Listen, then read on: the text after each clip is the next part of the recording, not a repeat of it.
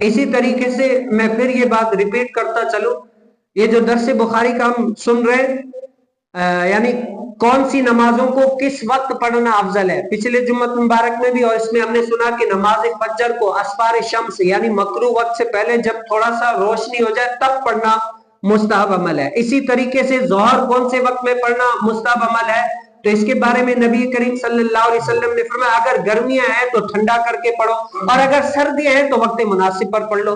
اسی طریقے سے عصر کی نماز کے بارے میں ہم نے سنا کہ عصر کی نماز کون سے وقت میں پڑھنا افضل ہے، تو حضور علیہ السلام کی حدیث مبارکہ سے ہم نے سنا کہ عصر کی نماز میں تاخیر کرنا مستحب ہے، لیکن اتنی تاخیر نہ کہ تاکہ مکروہ وقت میں شامل ہو جائے۔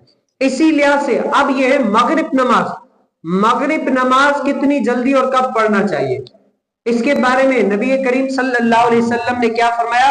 حضرت رافع بن خدیج فرماتے ہیں کہ ہم نبی کریم صلی اللہ علیہ وسلم کے ساتھ مغرب کی نماز پڑھتے پھر لوٹتے تو اپنے تیر کے گرنے کی جگہ دیکھ لیتے۔ کیا ہے حضور علیہ السلام اس سے کیا فرمانا چاہ رہے ہیں؟ مغرب کی نماز جلدی پڑھنا کیا ہے؟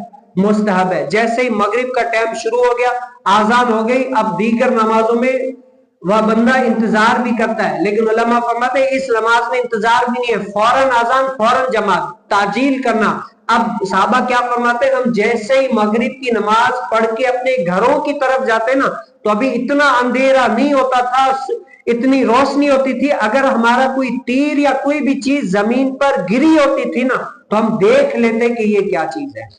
اس سے مطلب کیا ہوا کہ مغرب کی نماز جلدی پڑھنا نبی کریم صلی اللہ علیہ وسلم کا پسندیدہ عمل ہے۔ اس سے یہ بھی پتا چلا کہ مغرب کی نماز کب پڑھی جائے؟ جلدی سے پڑھنا چاہیے۔